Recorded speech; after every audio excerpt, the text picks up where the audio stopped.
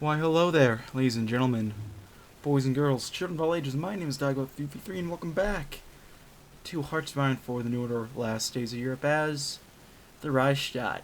My ass no longer hurts for anyone who was curious, who was worried about that little story arc from the last episode. But now my back hurts, so, it's just slowly progressing up my body. So I'm not really vibing with that. Anyway, last video,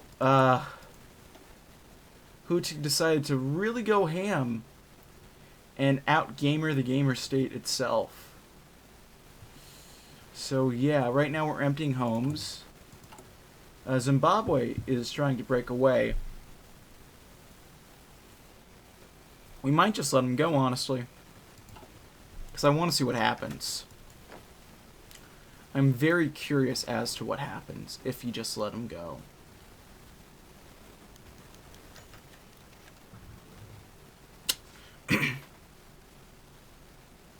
The ongoing instability in the Zimbabwe region has intensified over the past month. A notably bloody incident recently took place in the town of Nyabira to the northwest of Salisbury. Nyabira has become well known as a place where black farmers and ranchers could find a measure of stability and prosperity. But Casas, a family of cattle ranchers who hold a good deal of influence in town, have seen their farmstead attacked on at least 3 different occasions by combined groups of Anglo and German settlers. Thus far, at least 2 members of the Ikasu family have been killed, and several whites have been wounded from returning fire. The situation in Nyabira is, in many ways, reflective of the rest of the region, with other towns seeing similar disputes over land and wealth boil over into violence. This is not sustainable. Man, can't we all just get along? Like I said, I kind of want to see Zimbabwe just fall apart. So, I mean, I guess I could just watch the news for that, but I want to see it happen in game too.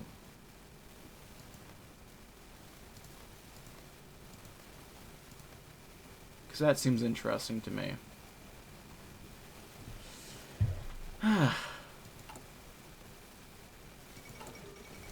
Pakistan has become independent.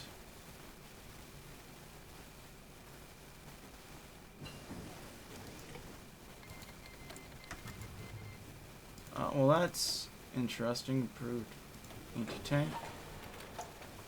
Who's winning? I mean, it seems to be Comey and Zdanov, but I guess I don't know. Did they?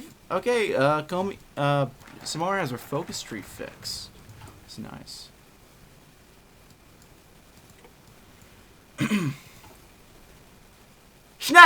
Schnell!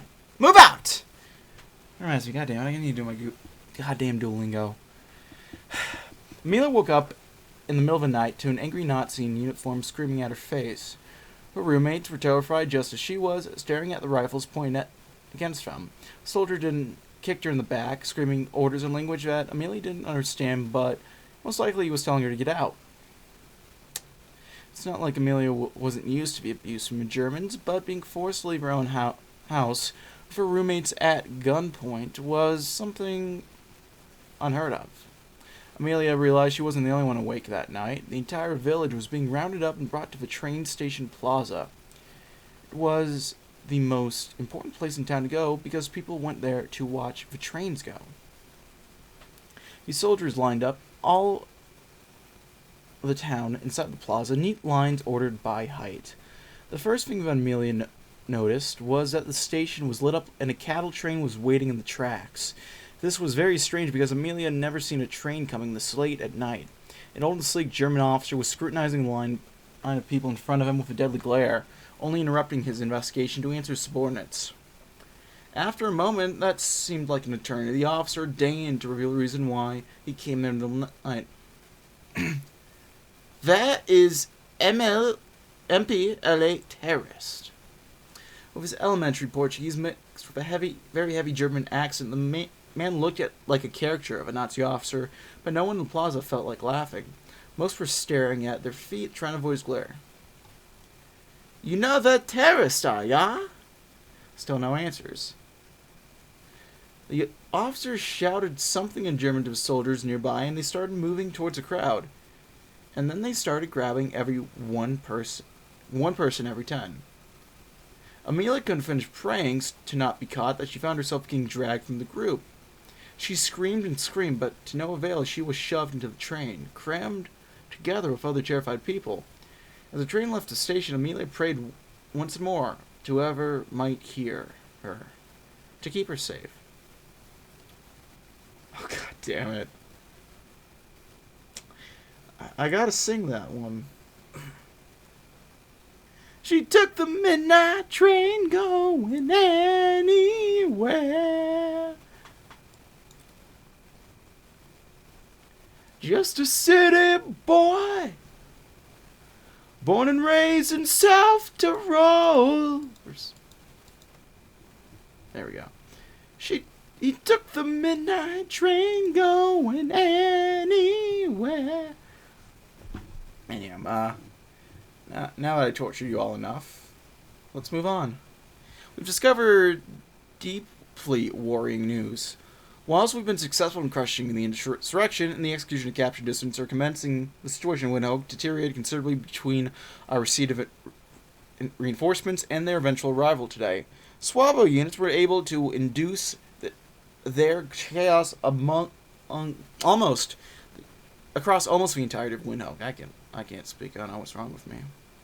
Including numerous casualties and reducing SS control to a few fortified locations. The most worrying part of it all, though, were the reactions of Windhoek's native Untermensch populace to the rebels' invasions. Reports have arrived at my desk that Sam Nujoma, Swabo's leader, was seen walking the streets of Windhoek openly during the siege, waving to the rowdy crowds of savages and sharing triumphant cheers with seemingly largely rebel-supporting populace. Investigations are already commencing to discern the identities of those who participate in these demonstrations, but the fact that they occurred at all is a profoundly worrying sign of the state of mind of the populace. Anyone who shook Njomo's hand will have theirs removed. Well, there we go. How's the situation looking? Still worsening in a few places, but should be fine for now, except in Zimbabwe, but we'll just let it fall apart there. Let's send some orders to the Boers. The Boers are our underlings under the Reichsstaat. They have no choice but to obey the orders we give. Whether they like it or not, Hutik is a man who has ensured their continued survival amongst the anarchy in Africa, and he can very well be their people's demise if he chooses to do so, and they know it. It's time to utilize the Boers for soldiers, for materials. Everything that they have is now material to be utilized for the survival of our state. Let's look at the financial status of our state. We are paying off our debts very quickly. You know what? When you don't have to pay your labor force, I guess you have a lot of extra money saved up. So, that's interesting. I no longer get 100 for one. I forget which one that did. Oh. The Urundish rebels have assaulted Gitega recently with the probable support of the Urundish rebels. The Urundish with support of the Ugandish, okay. For 3 days, half the city was under their control. However, the SS was able to push them back, albeit at a huge cost to their forces. I don't know the full extent of the casualties so far, but reports say that at least 1,000 troops are injured. This assault on Gitega only shows their natives' determination to overthrow our hegemony despite their weaknesses. Even so, I do not believe that they can successfully push our armies back. So long as we have superior technology and men, our hold over Urundi is assured. We do not need reinforcements, for now. Well, this is too good to be true. The situation in Congo is holding on, for the most part.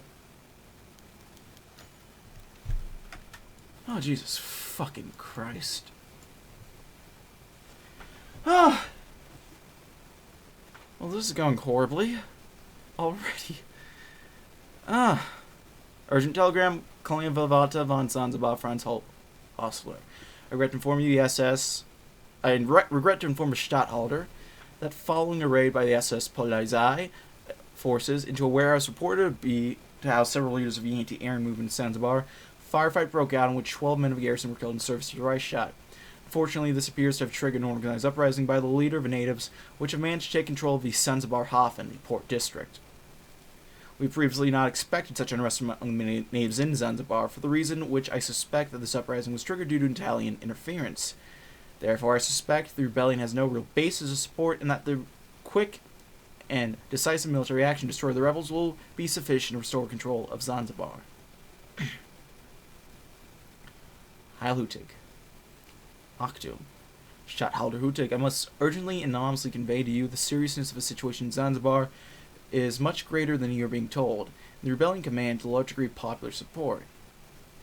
Any mention of foreign influence is likely exaggerated, and remaining on the islands will likely be waste of resources.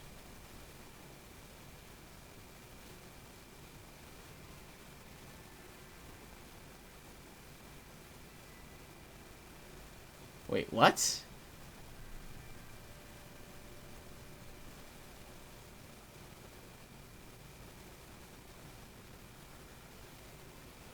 What fucking island? What?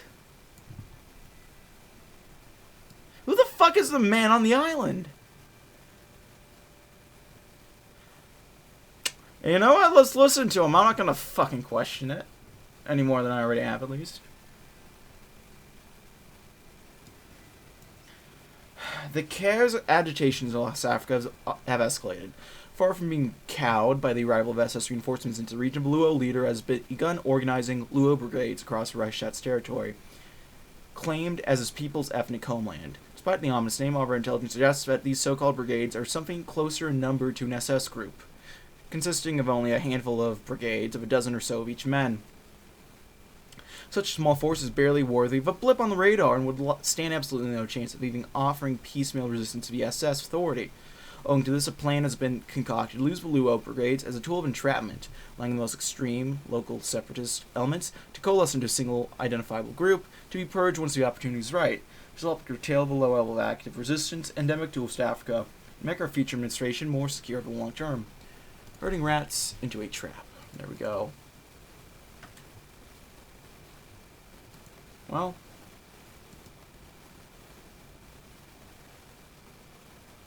Yeah.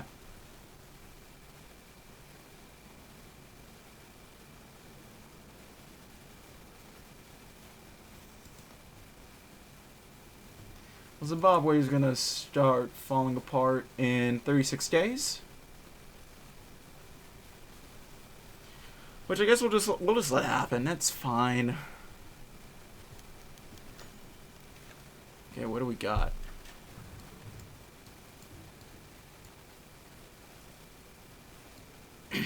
According to reports in Salisbury, in the field, the insurgent leader Joshua Nkumbo has been killed. An apparent operation linked to the shootout heard a few weeks ago. It's unclear what is happening now in the field with his death. There's general confusion, as this is written, as some believe that Nkumbo is still alive, while others believe that a local warlord might have taken over in the wake of his death. Therefore, I propose we set a series of raids in the surrounding villages in a 30-kilometer radius around the city. This is a precaution to ensure that the rebellion is prevented, or at the very least curbed until the situation is brought under full control. Acknowledged and approved. Oh, now it's just catastrophic, but...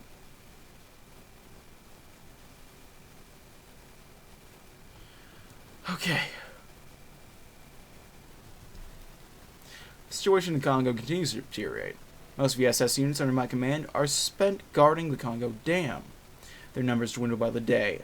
We've been able to rebuff all attacks on the dam so far, but should anyone break through our defenses, the colony will be utterly ruined. Beyond the dam, rebels are running roughshod over the country. Just 3 days ago, one of the Congo's largest plantations had all of its overseers massacred as the slaves used SS-style tactics to overcome the guards. Every week, it seems, one of our SS squads has gone missing on the march. And searchers find their heads on stakes and their bodies tied to trees with their own intestines. Resistance on the part of the interventions to the Aryan race's rightful dominance is nothing new, of course, but these rebels are being armed, trained, and organized by Reichsstadt generals. While it's true that these generals were traitors to race and fatherland, I worry that our arrest and sight policies driving trained dangerous men into the jungle, where they stir up rebellious elements and further hinder the Aryanization of the Congo. Vachia tongue, Otto. This is probably a dumb idea to select that, but I don't... Let's do some dumb things. I mean, this whole idea is dumb. Let's be real.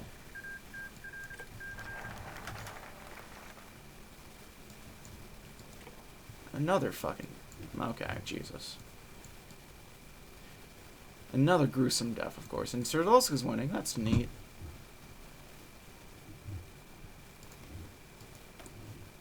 Lakrishkin is winning. Who knows what's going to happen there.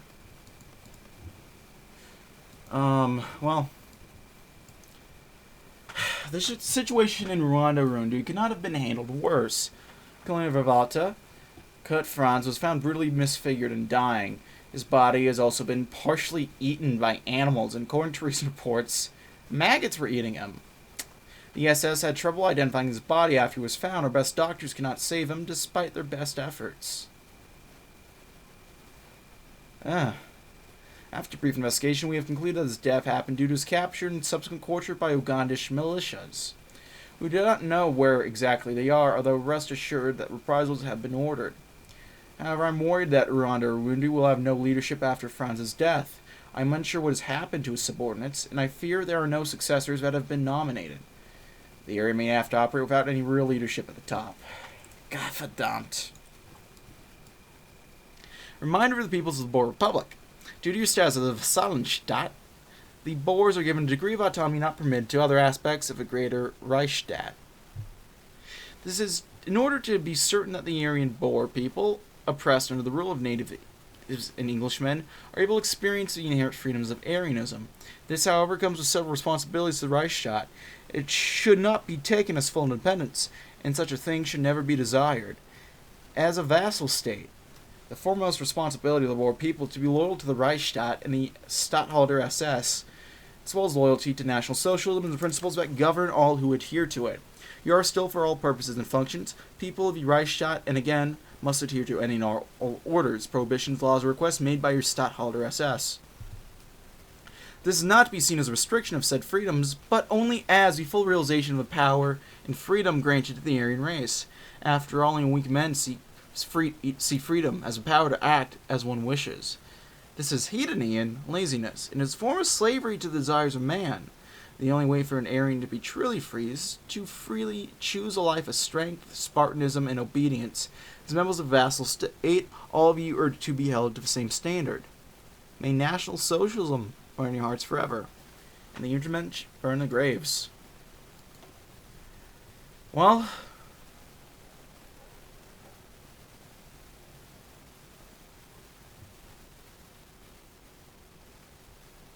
there's some southern exploitation. Factories, plantations, mining complexes, and more. The Boers have a great wealth of valuable assets that will help the state. The Boers get no say in the matter, of course. We need to pull all of our assets to combine them with our own if we are to hold out onto the fetid mess. Extra output from the Boer assets could be the extra boost we need to finally overcome the degenerates that continue to resist us. Well, there we go. So Zimbabwe's falling apart. Still, I keep saying that, because it's the only real thing I have to look forward to us. And Angola's falling apart too. The call to resistance from UNITA has indeed led to increased trouble from the natives. Garrison commanders report churlishness from the locals in rural areas. Most notably, a scheduled patrol of the outskirts of Luanda failed to make radio contact at the designated time. The second patrol was sent to backtrack their route. Their bodies were found mutilated in a ditch by the side of the road. Upon examination, both the bodies and the surrounding area showed signs of a short firefight. No partisan bodies were ever recovered. The attackers either sustained no casualties or brought their dead with them. The brazenness of his attack is concerning. The location of the bodies was such that even if a call for reinforcements had been made, it would be highly unlikely any other patrol would be able to reach the area in time. The violence of the attack only serves to conceal its skilled planning. I find it unlikely that the natives could effectively plan an attack such as this. I suspect there exists a dissident element within the German population funneling information to UNITA. Investigation is underway to determine the nature of this traitorous group. I think Aryans could advocate such brutality. Aryans being brutal? Nazis enabling brutality? I can never see that. What?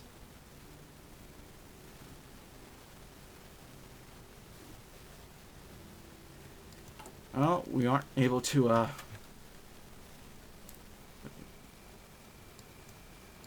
Okay. We get 3 fucking events back to back. Oh my god. God, this fucking... It fucking sucks being an evil Nazi. I had no idea how much fucking paperwork it requires to run a genocide. Oh, God. Who would have thought? Okay. Let's go from top to bottom.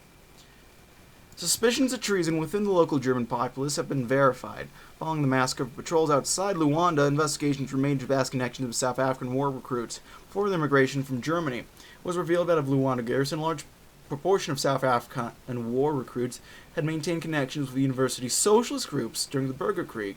It's likely they were sent here primarily to remove their corrupting influence from polite German society, with their competency in battle being a secondary concern. With this knowledge, it was a simple task to determine which of these men had maintained unauthorized contact with the natives. An interrogation revealed a small clique already actively funneling information to UNITA itself.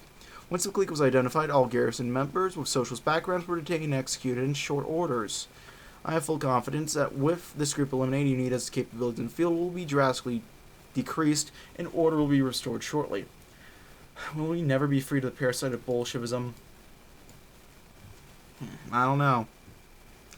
Well, as a central government to the Reichsstaat is well aware, Uganda is home to a number of traditional kingdoms and chiefdoms.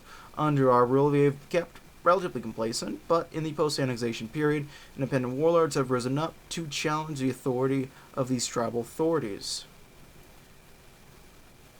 These warlords often have experience as mercenaries or in Britain's former colonial army and have a command some sizable forces. This has been most clearly demonstrated in the local conflict in the Kingdom of Uganda. Idi Amin. Oh no, not this guy. Respected warlord from northern regions of Uganda, has been leading a violent campaign south against Mutasa II, Kabaka of Buganda. Yesterday, hundreds of his men led a daring raid on the royal compound of Mengo Palace near the city of Kampala. This was likely an attempt to capture and possibly execute the king. While Mutesa was able to escape with the help of our garrison, his prestige has been forever tarnished, and Amin is widely considered to be the new dominant power in the force of the former kingdom of Uganda. Oh no. King's warlords are all savages in the end, I guess.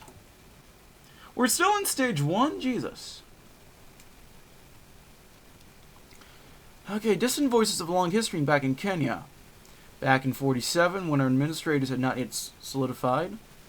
Same distance, we now know as Bukera established an organization called Luo Thrift and Trading Corporation, a private company run by Oginga Odinga himself. The purpose of his corporation was to advance the ethnic interests of the Luo tribe, assisting them in establishing businesses and offering financial and technical advice. The corporation was shut down by an SS raid in 49 when area control over Kenya was tightened, but we have received word that it is now active again, operating in secret inside the region's black market. Between the CARE's sovereignty decrees, the Luo brigades, and now the re-emergence of its nationalist organization, it's become apparent that the time for our trap to be sprung is now. The suspected headquarters of the Luo Thrift and Trading Corporation will be raided in the days ahead, as will the known sites of the congregation of the previously established Luo brigades. In one fell swoop, the SS in Kenya will be purged with territory of savages that would dare to snarl at our hands. Shut them down. Or is it just going to worsen things? What?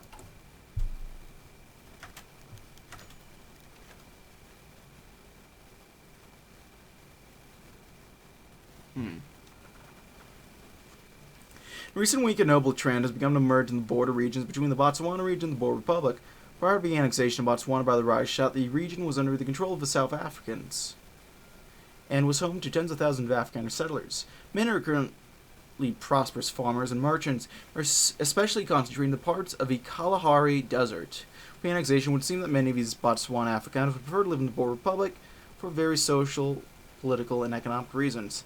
According to the Boer Ministry of Home Affairs, approximately 1,180 Botswana Afrikaners across the border into the Republic in the past month requested asylum pursuant to receiving Boer citizenship. These approximately 800 have been deported back into the Reichsstaat, with the remainder having been taken into temporary custody. The situation is untenable, with local police officials reporting that further attempts at mitigation are extremely likely. migration, excuse me. It's recommended of the colony of Botswana that the Boer Republic is forced to open their borders to the Botswana Afrikaners in order to relieve the situation. And make them open the damn country, okay?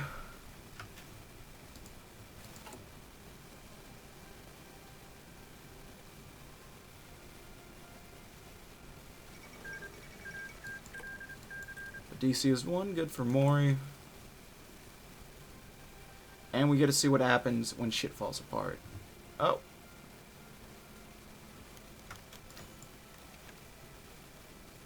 Oh, apparently we could change a tag.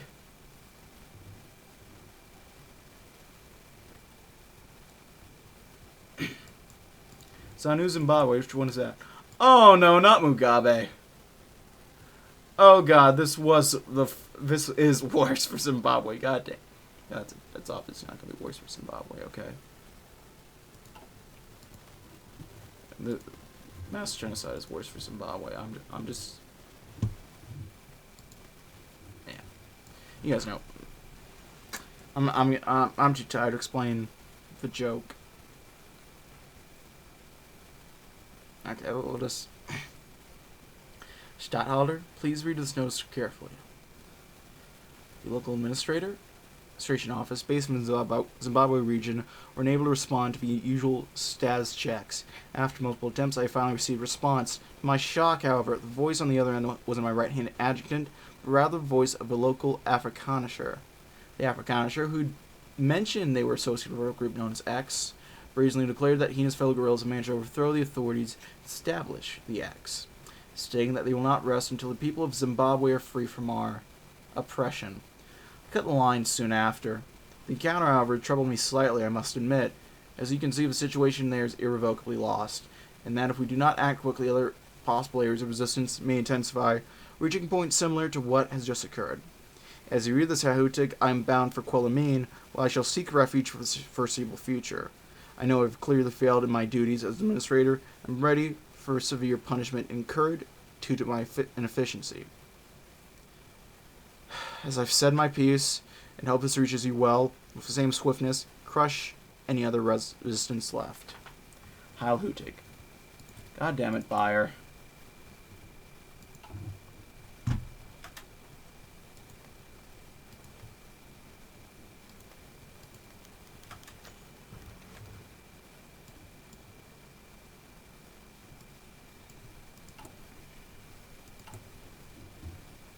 Well, it's all starting to fall apart a little bit, but that's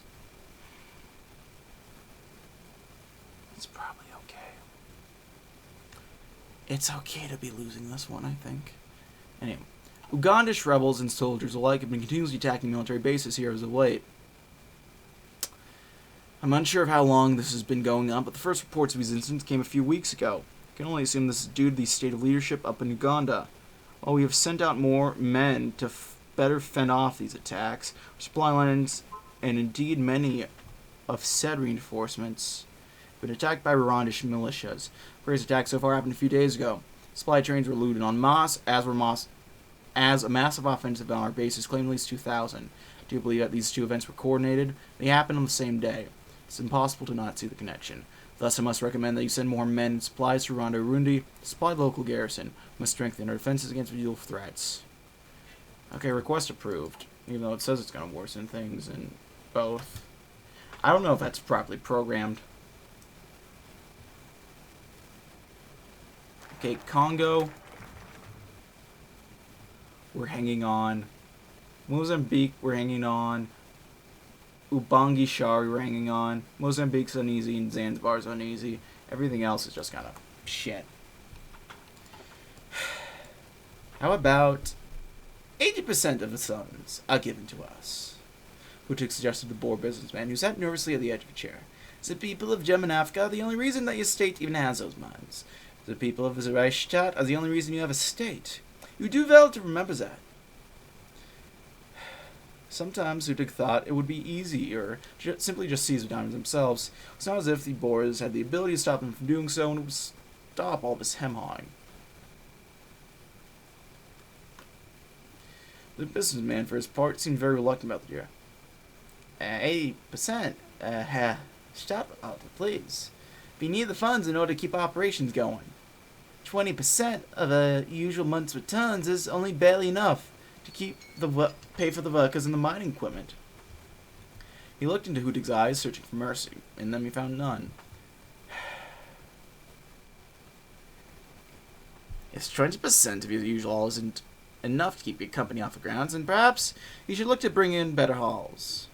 The Reichsstadt is the only thing keeping you alive, and we require funding as well. Allowing you to keep your pockets is not a priority of mine, nor has it ever been. It will give 80%, or he would learn the Reichstadt's wrath.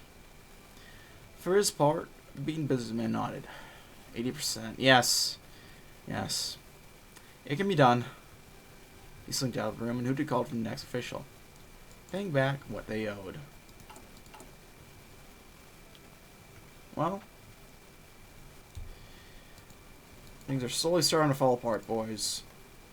It is what it is, methinks. Until next time, my friends. If you like this video, leave a like. If not, feel free to dislike. If you want to see more of this content in the future, hit the sub button for uploads every weekday as well as occasionally Saturdays. If you have any comments, feedback, concern, any sort, leave in the comment section below. I read all the comments I get. I appreciate any feedback you might have for me. If you want to chat, play games, any sort, check out my my Discord. If you want to send me back some way every month, I have a Patreon. If you want to see me do stuff live, I have a Twitch. All of which are in the description box below. Thanks as always for watching, my friends. My name has been DB333. See you next time. Hope you enjoyed the longer video today. And bye-bye.